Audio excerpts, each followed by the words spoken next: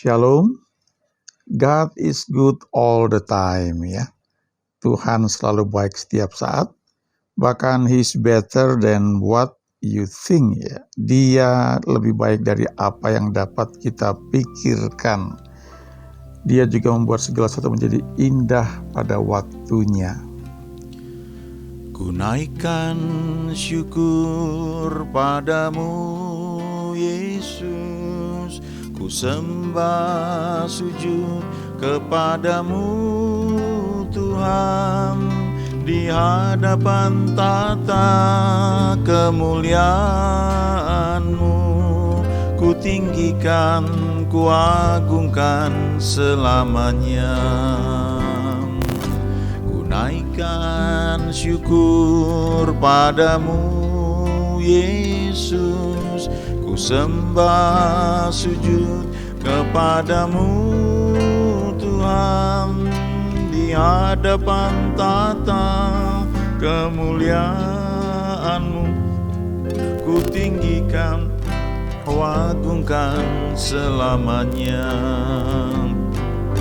Segala puji syukur bagimu, ku tinggikan nama-Mu selalu.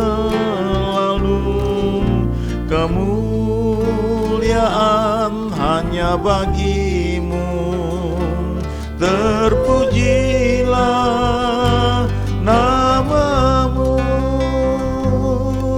Segala puji syukur bagi-Mu, ku tinggikan nama-Mu selalu. Kemuliaan hanya bagi-Mu, terpujilah nama-Mu.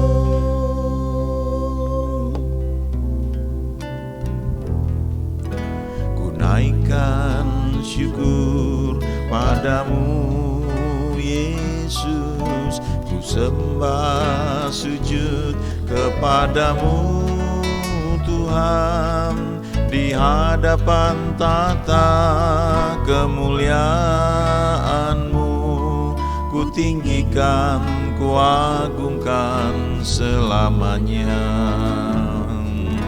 Ku naikkan syukur padamu, Yesus. Ku sembah sujud kepadamu, Tuhan. Di hadapan tata kemuliaan-Mu, ku tinggikan, ku agungkan selamanya.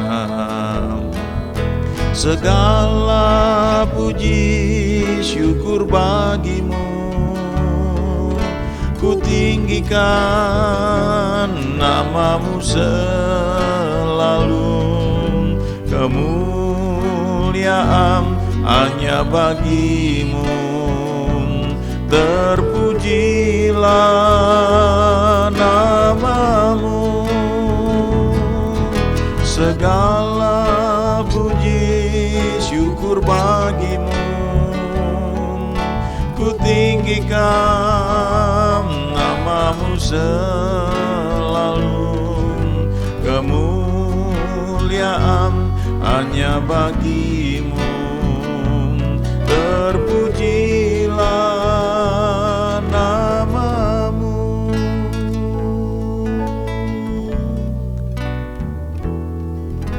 Ku naikkan syukur padamu, Yesus. Ku sembah sujud kepadamu, Tuhan.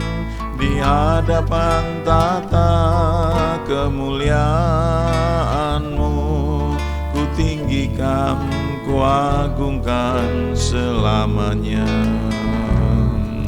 Ku naikkan syukur padamu, Yesus.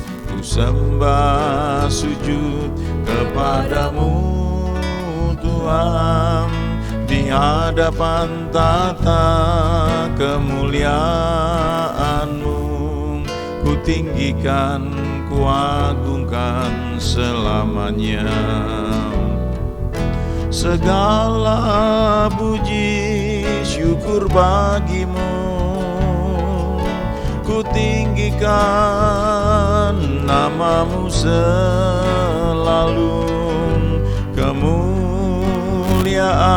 hanya bagimu, terpujilah namamu.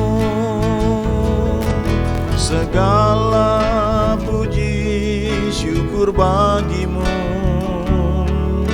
ku tinggikan namamu selalu. Kemuliaan hanya bagimu, terpujilah namamu. Segala puji syukur bagimu, ku tinggikan namamu selalu. Kemuliaan hanya bagimu, terpujilah nam. Segala puji syukur bagimu, ku tinggikan namamu selalu. Kemuliaan hanya bagimu, terpujilah nama. Kemuliaan hanya bagimu, terpujilah nama. Kemuliaan hanya bagimu, terpujilah namamu. Kunaikan syukur padamu Yesus. Ini lagu lama, tapi lagu ini sangat baik sekali. Lagu ini mengajarkan kita untuk senantiasa menaikkan syukur kepada Tuhan. Dan memang ada dasar firman-Nya dari 1 Tesalonika 5. Ada 3 ayat di sini ya. Ayat 16, 17, dan 18. Bersukacitalah senantiasa, tetaplah berdoa, mengucap syukurlah dalam segala hal, sebab itulah yang dikehendaki Allah di dalam Kristus Yesus bagi kamu. Kelihatannya dari 3 ayat ini yang agak gampang barangkali ayat 17 ya, tetaplah berdoa. Karena biasanya justru orang itu akan berdoa ketika situasi sulit. Ketika situasi membaik, malah sering lupa untuk berdoa. Jadi ketika dikatakan tetaplah berdoa, apalagi waktu kita menghadapi kesulitan, nampaknya itu nggak terlalu masalah. Tapi ayat 16 dan 18 itu tantangannya ya. 1 Tesalonika 5 ayat 16, bersukacitalah senantiasa. Ini perintah ya, bersukacita itu perintah. Walaupun situasi mungkin nggak nyaman, nggak enak, mood sedang tidak enak, tapi perintah Tuhan di sini bersukacitalah senantiasa. Lalu tetaplah berdoa. Dan ayat 18, mengucap syukurlah dalam segala hal, sebab itulah yang dikehendaki Allah di dalam Kristus Yesus bagi kamu. Mengucap syukur dalam segala hal, artinya dalam situasi yang tidak enak, situasi yang mungkin kurang nyaman, firman Tuhan mengajarkan kita untuk mengucap syukur. Dan itu bisa ditunjukkan salah satunya lewat lagu yang tadi kita nyanyikan ya. Kunaikan syukur padamu Yesus, ku sembah sujud kepadamu Tuhan. Di hadapan tahta kemuliaan-Mu ku tinggikan, ku agungkan selamanya. Lalu referennya, segala puji syukur bagimu, kutinggikan namamu selalu, kemuliaan hanya bagimu, terpujilah namamu. Coba sekarang kita fokus ke ayat 18 ya. Mengucap syukurlah dalam segala hal ya. Coba kita lihat hal praktis bagaimana kita bisa mengucap syukur. Waktu kita bangun pagi, maka hal pertama yang bisa kita buat adalah mengucap syukur. Terima kasih Tuhan untuk pagi hari ini. Terima kasih untuk istirahatku sepanjang malam. Terima kasih aku boleh bangun pagi dengan tubuh yang segar. Lalu terima kasih karena aku bisa punya waktu untuk olahraga ya. Mengucap syukur ya. Naikkan ucapan syukur dalam hal itu. Tapi kadang-kadang juga dalam hal yang suasana yang tidak enak ya, yang tidak nyaman, misalnya kita mau olahraga pagi, lalu bangun hujan gede sekali ya. Waktu kita terbangun, kita bisa mengucap syukur, bukan mengeluh, aduh kok hujan mau olahraga gimana nih. Ya, justru kita bisa mengucap syukur dengan melihat hal yang lain, misalnya, wah, terima kasih Tuhan, aku mengucap syukur bangun pagi ini hujannya deras sekali dan aku boleh tinggal di rumah yang nyaman dan aku mengucap syukur karena dengan datangnya hujan ini walaupun olahragaku mungkin harus ditunda, tapi udara menjadi lebih segar ya. Jadi kita bisa cari aja alasan untuk mengucap syukur, sebab dikatakan di situ, itulah yang dikehendaki Allah di dalam Kristus Yesus bagi kamu. Dengan kata lain, kalau kita tidak mengucap syukur, artinya kita di luar kehendak Allah. Ya. Jadi 3 hal ini perlu kita perhatikan. Yang pertama, bersukacitalah senantiasa. Itu adalah suatu perintah. Yang kedua, tetaplah berdoa.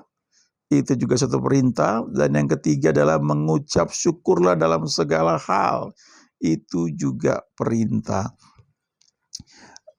Yang menarik ayat 17 juga ya. Kenapa dikatakan tetaplah berdoa? Ya. Di Alkitab tuh setidaknya ada 2 hal yang ditekankan oleh Tuhan. Ya, supaya kita nggak bosen ya, kita nggak jemu ya. Yang pertama adalah jangan jemu-jemu berdoa, ya, jangan patah semangat dalam berdoa, tetaplah berdoa. Lalu yang kedua adalah jangan jemu berbuat baik, karena kadang-kadang kita berbuat baik terus nampaknya orang tidak memperhatikan atau kelihatannya kita malah mendapatkan hal-hal yang kurang baik, lalu kita mulai jemu ya. Alkitab mengajarkan jangan jemu berbuat baik, jangan jemu berdoa, lalu tetap mengucap syukur dalam segala hal. Nah, sekarang kita lihat satu contoh di Roma 4 ayat 20 ya. Roma 4 ayat 20 ini cerita mengenai Abraham ketika Tuhan menjanjikan bahwa ia akan menjadi bapa orang percaya, bangsa yang besar, sementara istrinya belum hamil juga dan dia juga pernah salah ya. Dia kawin dengan Hagar sehingga lahirlah Ismail, dan setelah Ismail lahir itu 13 tahun tidak ada firman Tuhan yang sampai kepada Abraham. Tapi di Roma 4 ayat 20 ini dikatakan bahwa terhadap janji Allah ia tidak bimbang karena ketidakpercayaan, malah ia diperkuat dalam imannya dan ia memuliakan Allah. Ya, jadi ketika Abraham menantikan penggenapan janji Tuhan, tentunya ini sudah melalui banyak hal ya, jadi dia sudah semakin lebih dewasa. Dikatakan bahwa terhadap janji Allah ia tidak bimbang karena ketidakpercayaan, malah ia diperkuat dalam imannya dan ia memuliakan Allah. Yang menarik adalah terjemahan dari Amplified Bible yang klasik ya. Amplified Bible tuh yang terbit pertama kali itu yang disebut klasik. Belakangan terbit lagi juga Amplified Bible ya. Jadi mungkin versinya diperbarui. Nah, ini versi yang lama ya, yang klasik. Dikatakan di situ, "Oh, no unbelief or distrust made him waver," ya. Tidak ada ketidakpercayaan atau ya ketidakpercayaan yang membuat dia goyah, mempertanyakan concerning the promise of God ya. Hal-hal mengenai apa yang Tuhan janjikan. But he grew strong and was empowered by faith as he gave praise and glory ya, to him, to God. Jadi artinya begini, terhadap janji Allah, Abraham ini tidak bimbang, dia tidak ragu tentang apa yang Tuhan janjikan, tetapi dia bertumbuh semakin kuat dan dia dikuatkan oleh iman pada waktu ia memuji Tuhan dan memberikan kemuliaan kepada Tuhan. Dengan kata lain, waktu Abraham ini memuliakan Tuhan, dan saya percaya di dalamnya juga ada terkandung mengucap syukur ya, dia memuliakan Tuhan, maka imannya itu diperkuat. Sebenarnya dalam doa itu satu aturan ya, satu urutan yang seringkali menjadi patokan, yaitu kita mulai dengan ucapan syukur dalam doa. Ya, makanya dikatakan masukilah gerbangnya dengan ucapan syukur. Ya, aku masuki gerbangnya dengan ucapan syukur, halamannya dengan pujian. Jadi setelah ucapan syukur itu lalu mulai naik ada pujian. Nah, Alkitab berkata di sini, waktu Abraham memuji Tuhan, imannya diperkuat. Jadi kalau kita sedang menantikan janji Tuhan, kita bawa dalam doa. Yang pertama, Alkitab mengajarkan bersukacita senantiasa, lalu tetap berdoa, lalu kita mulai doa kita itu dengan ucapan syukur. Mengucap syukur, banyak hal yang bisa kita naikkan dalam ucapan syukur. Dan kemudian kita mulai memuji Tuhan. Pada waktu kita memuji Tuhan itu, maka iman kita diperkuat ya. Waktu iman kita tuh makin teguh, itu seperti tanaman yang sedang tumbuh yang makin kuat, sehingga walaupun digoncangkan dengan angin-angin yang berusaha menyerang, angin-angin ketidakpercayaan, itu pohon ini tetap teguh, kokoh. Ya, itu iman kita tidak goyah. Waktu kita memuji Tuhan, menaikkan ucapan syukur kepada Tuhan, kita memberikan pujian dan kemuliaan kepada Tuhan. Iman kita itu bertumbuh ya, bertambah kuat. Dan iman ini yang menarik janji yang Tuhan berikan kepada kita. Oleh sebab itu, sekali lagi, jangan berhenti mengucap syukur dalam segala hal. Kadang-kadang situasi mungkin belum seperti yang kita harapkan, tapi kita bisa mengucap syukur dalam segala hal.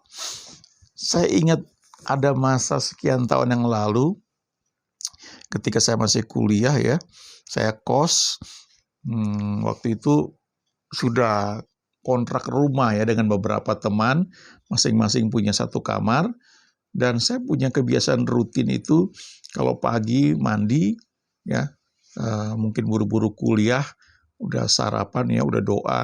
Tapi kalau sore itu habis mandi, saya biasanya akan di kamar tuh akan baca Alkitab ya. Nah, satu ketika sudah sore sekitar jam 6 mungkin ya, saya habis mandi, lalu saya masuk kamar dan saya mau doa dan baca Alkitab. Ketika saya duduk, saya udah nyalain lampu, tiba-tiba lampu mati. Nah, waktu lampu mati, biasanya saya mungkin agak kesel, lah kamu baca Alkitab lampu malah mati. Tapi hari itu saya ingat ya, bagaimana saya belajar untuk mengucap syukur. Lalu saya bilang begini, Tuhan terima kasih, aku mengucap syukur karena aku sudah mandi, sudah seger, dan pas aku mau baca Alkitab, ternyata listrik mati. Aku mengucap syukur karena aku tahu Engkau mengetahui keadaan ini, bahwa aku mau baca Alkitab, sudah siap, sudah duduk, ternyata listrik tiba-tiba mati. Aku mengucap syukur karena Tuhan tahu akan hal ini. Begitu saya berdoa seperti itu, lampu nyala lagi. Lalu saya mengucap syukur lagi, terima kasih Tuhan, Engkau baik. Sekarang saya bisa baca Alkitab karena listrik sudah menyala kembali. Haleluya, amin. Saya bilang seperti itu. Tapi tahu nggak, sukacita paling besar itu saya rasakan kapan? Yaitu ketika pas saya mau baca Alkitab, lampunya mati, lalu saya bisa mengucap syukur. Itu ada sukacita yang muncul di hati. Dan ketika akhirnya lampunya nyala, tiba-tiba nyala, wah saya juga bersukacita. Tapi sukacita yang paling terasa kuat itu adalah ketika listrik masih mati dan saya bisa mengucap syukur. Mari belajar untuk mengucap syukur dalam segala hal, sebab itulah yang dikehendaki Allah di dalam Kristus Yesus bagi kita. Amin.